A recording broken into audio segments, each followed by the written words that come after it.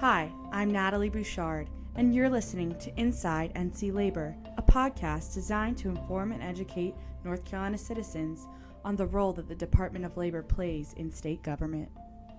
Good afternoon. I'm Erin Wilson with the North Carolina Department of Labor, and this is Inside NC Labor. And I'm a public information officer here at the Department of Labor, and my co-host joining me today is Jennifer Hagewood. She's the Director of Communications. The members of our staff join us today for our podcast are Julie Ryan and Edgar Starnes, and I'm going to turn it over to them to introduce themselves. Thank you, Erin. Thank you for having me on your podcast today.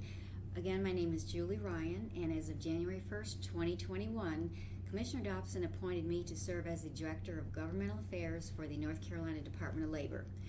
I am a native of Western New York, born and raised in Rochester, but I'm proud to call North Carolina my home for the past 25 years. I have a bachelor's degree from Rochester Institute of Technology in Business and Marketing, but I think my proudest accomplishment is my 4 children, and they are ages 31 to 21, 3 boys and a girl, and the girl's the youngest. And of course, I always want to mention my 2 beautiful corgis. They're Welsh Pembroke corgis named Harley and Maisie. Oh, well, thanks, Julie. You really covered my next question, which was going to be to tell us a little bit about yourself. So I'm going to just sub in here and say, what's your favorite thing about living in North Carolina versus New York? Well, what I really like is the weather.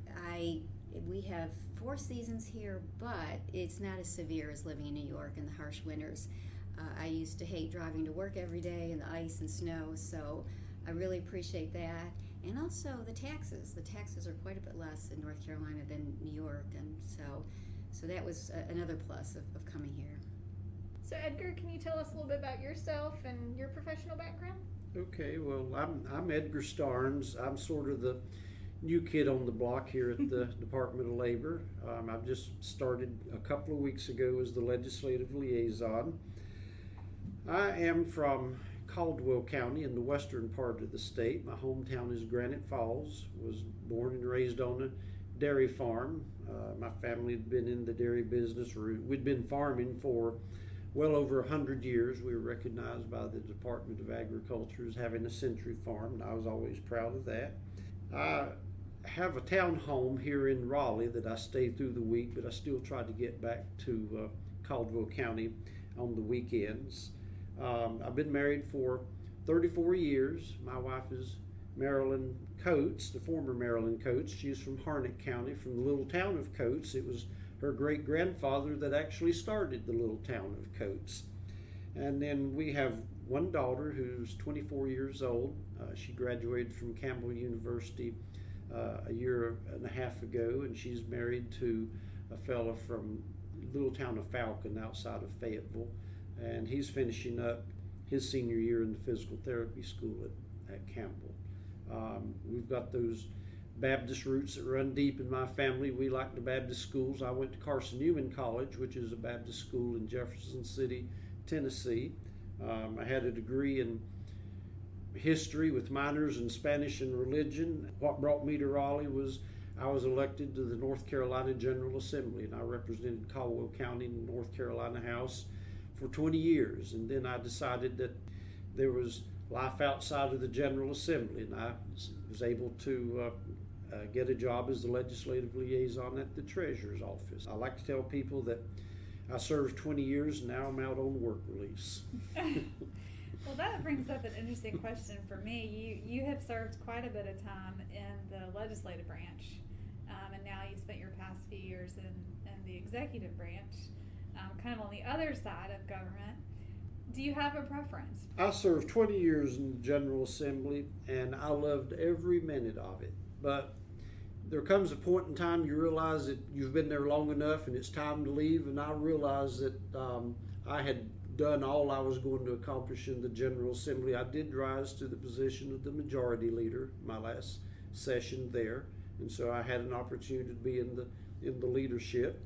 But Janet Cowell, who's the treasurer at that time, she offered me a position as her legislative liaison, and so I decided, well, I was ready to leave the General Assembly, and so I was able to make that transition. I served with her for 2 years, and then I transitioned back to the General Assembly as the policy advisor for the House Finance Committee, and served there for about another 2 years. And now Josh Dobson just called me out of the blue one day and asked me if I'd be willing to come over here. And so this has just been an exciting opportunity, and I look forward to being at the Department of Labor. Well, between Julie and Edgar, you all are both bringing a wide range of experience and expertise to the department, so we're really glad to have you both here. Julie, as Director of Governmental Affairs, what are your job responsibilities?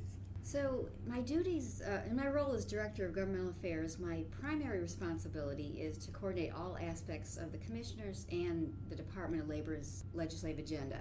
And this would include any legislative changes or updates to our statutes, and this would be accomplished through a departmental agency bill, and also to communicate the Commissioner's budget priorities to the General Assembly. Another important role of legislative affairs, and to me that's a pretty critical role, is to respond timely to all inquiries from legislative members and their staff, and to keep the Commissioner and the Department of Labor informed of all legislative and policy issues involving the department. So we spend a lot of time over there during the long session, and it's a pretty exciting place to be. Edgar, since you've come on board as our new legislative liaison, what are you looking forward to the most in the new role and learning or policy that you're going to work on?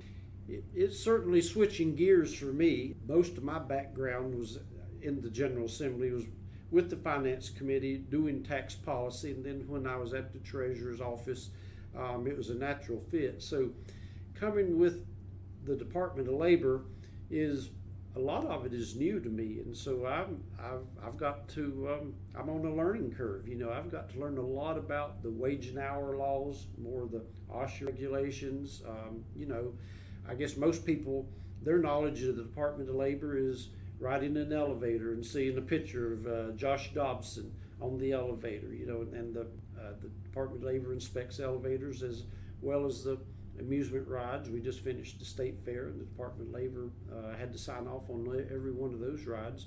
So a lot of this is new to me, but I think I'm up to the challenge. I'm going to be doing a lot of reading and a lot of studying, and I look forward to learning more about what it is to be a part of the Department of Labor. Well, we're happy to have you, Edgar, on the team. Thank you.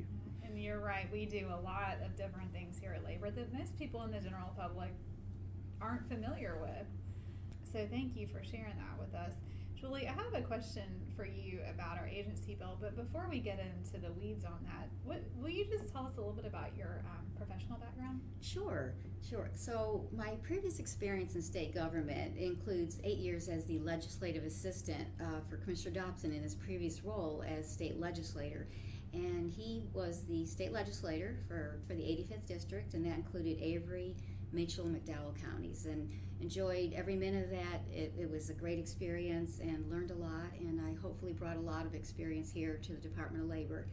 In addition, I also served as the vice president of sales and marketing for a family-owned residential building company. We served build houses in the Triangle area. And then prior to that, I worked here in Raleigh for the Xerox Corporation as an account manager, and I also worked in Rochester.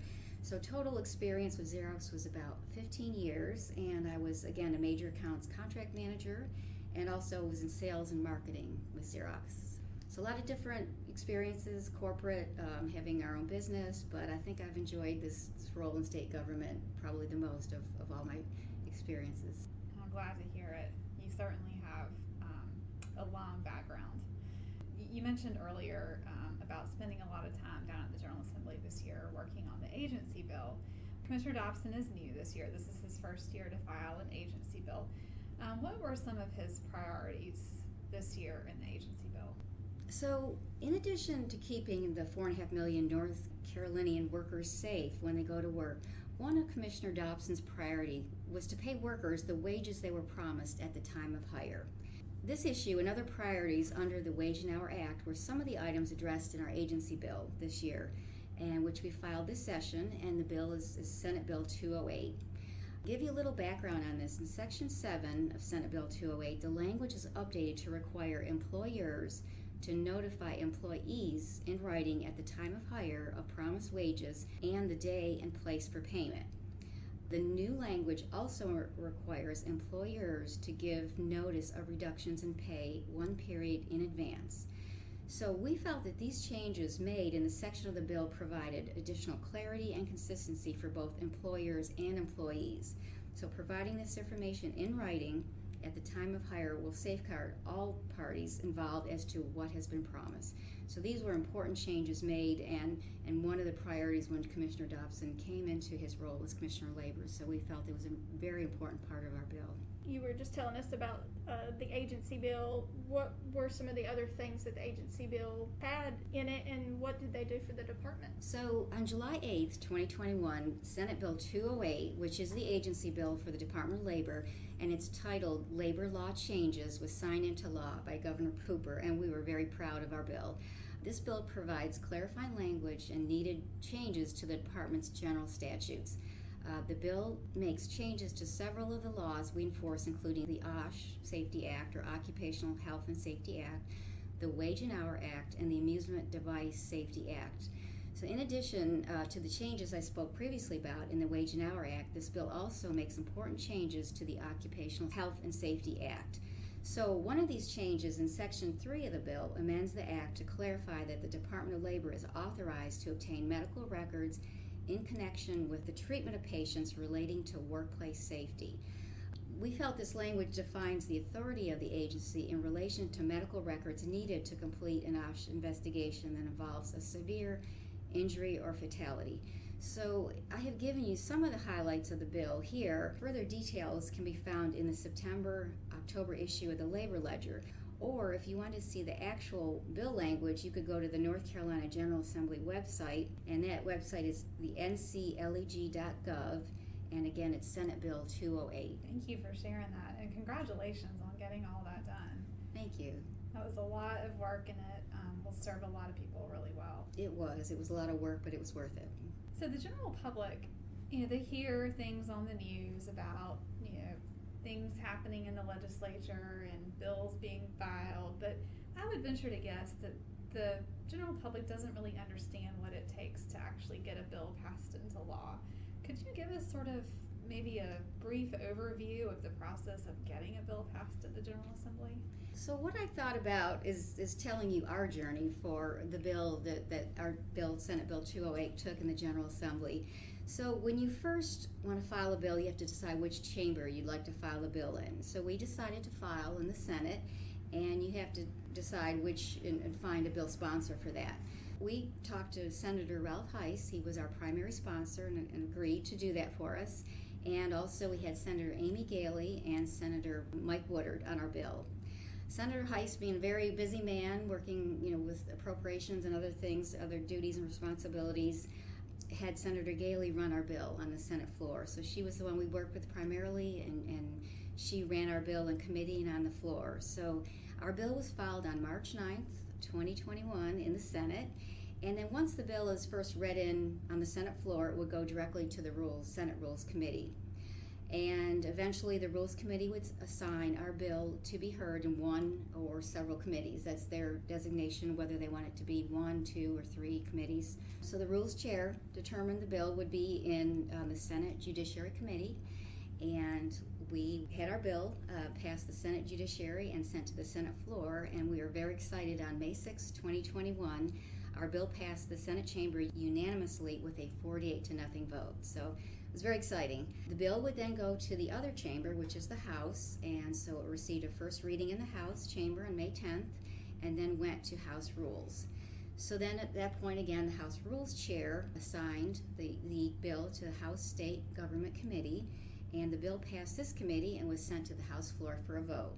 The bill passed with a vote of 103-8 on the House floor.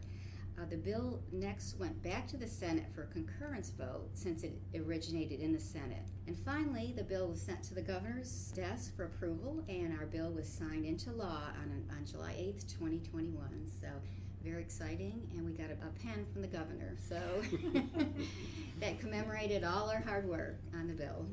It was worth it. It was great, and it did great things for the department, and it was a long journey, but we're very excited about it. You should be. So Julie, not only do you have to work on policy changes for the department, but I would say you have to work a lot on budget priorities for the department. Can you tell us a little bit about what this year's budget priorities are for the department? Yes, we do. That is an important part of our job. And again, the Department of Labor's budget, just to give you some perspective, is a relatively small budget compared to other state agencies. Our agency is approximately 50% receipt supported, but with a net appropriation from the state budget of about $19.5 million, we provide vital and important services to keep the workers and citizens of North Carolina safe. Just to give you some examples, one of our budget requests was $583,000 for additional funds to cover the 4 labor section attorneys under the Department of Justice. Another request was for $60,000 for additional resources to cover operating expenses for the OSH Review Commission, that's the Occupational Safety and Health Review Commission. Some other budget requests related to additional funds that were for salary adjustments to bring salaries in the department to a level more consistent with the market rate and to address high turnovers due to inadequate salaries. That's a lot of priorities, but all very important priorities. It is. It very much is. So it's interesting to me that we're having this conversation on October 27th. For those of you all who don't know, the state fiscal year begins on July 1st. So here we are, July, August, September, almost 4 months into the fiscal year, and we don't have a biennial budget set yet. What can you tell us about the budget process and where we are now in terms of having a budget for this biennium? Let me start by telling you a little bit about the budget process itself. The North Carolina General Assembly is supposed to pass a 2-year budget every other year during the long session, which is we are in the long session, or it started in January of this year. So each chamber would take turns offering their proposed budget first. This year it was the Senate's turn to pass the initial budget. So after that, the other chamber would pass its budget bill, and then each chamber has their version of the budget bill. So if both chambers do not agree on each other's version of the bill, which is most often the case, a third version of the budget is created, which is called the conference budget. So after a negotiation process, the House and the Senate would come to an agreement with what's called a conference budget. So that conference budget would then be sent to the governor to sign or veto. So this year they did something a little different. The House and the Senate leaders brought the governor to the bargaining table before the final conference budget was publicly released in hopes of avoiding a veto. So this is something unprecedented, something they've never done before. But at this point, we are currently almost to the end of October, and we still do not have a state budget. So this isn't unusual, though. This isn't the first time the state has not had a budget. In 2019, there was no comprehensive state budget passed, but instead they passed a series of piecemeal, or what they called mini budget bills. So Edgar, you served in the House before as a member, and you've recently come from the General Assembly as a staff member. Can you add any insights that you may have on this year's budget process? Well, as Julie said, it's a little bit different than the way they've been doing things in the past. Always before, if they would get an agreement between the House and the Senate on a budget, which is called the conference report, they would vote on it, then send it to the governor, and then the governor had an opportunity to sign it or veto it. And Governor Cooper has vetoed every budget that's ever been sent to him. So rather than continue at the same stalemate, they were hoping that they could negotiate with the governor and find some areas of agreement so that they could get the budget signed.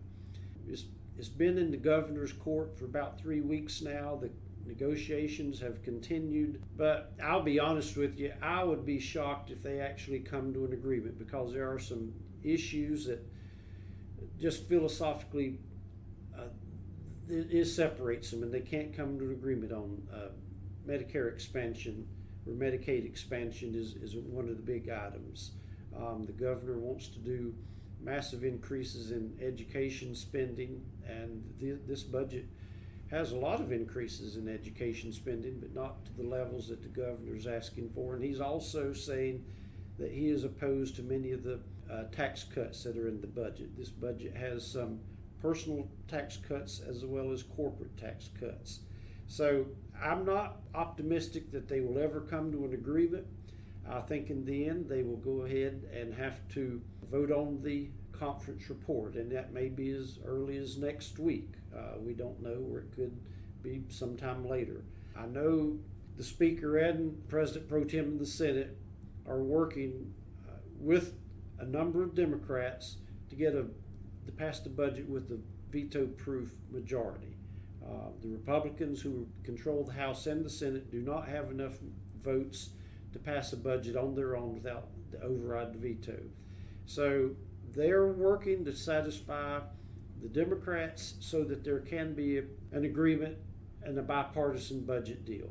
Even if they don't have the governor's consent, if they can get enough Democrats to support the budget, then they can go ahead and pass it, notwithstanding his veto. I think that there's a reasonable chance that they can override the veto if the governor is not on board this year. Well, if you're at all slightly interested in politics or state government, it's an incredibly fascinating process. I'm afraid you're right about just the difficulties in coming to an agreement, but I think we can all agree that the state needs a budget. And if you just think about the topics we talked about today, the things that Department of Labor needs, it is vitally important to have a budget. And so I hope that happens soon. Thank you both for your time today. I want to close with a fun question. Edgar, you've only been here a couple weeks, so you're going to have to come up with something quick, but I'm just curious for both of you. What has been the most fun thing you have done with the Department of Labor so far? Edgar, we'll start with you. Well, the commissioner invites some members of his staff to go and join him with a cup of coffee some mornings, and I enjoy the morning coffee breaks and getting to know the commissioner as well as the other staff members in the department. I mean, it's the people that make the department work, and I've enjoyed getting to know them. They're all a fun group of people, but they're all very professional in the way they do their jobs. Well, I agree, and I'm glad that you've seen that so far. So, Julie? So for me, one of the things we do here at the Department of Labor is under standards and inspections, we inspect all of the amusement rides here. So at the North Carolina State Fair, I had a great time. We had the Department of Labor had a booth, and we were able to get a chance to work at the booth and talk to people about the Department of Labor, and I just had a great time doing that. So it was a lot of fun for me going to the fair and working at the booth. I think everyone sitting around this table worked a shift or two at the booth, and it was or two or three, or 2 or 3 or 4. But it is, you're exactly right. It's fun, and it's a great way to get out and do something different.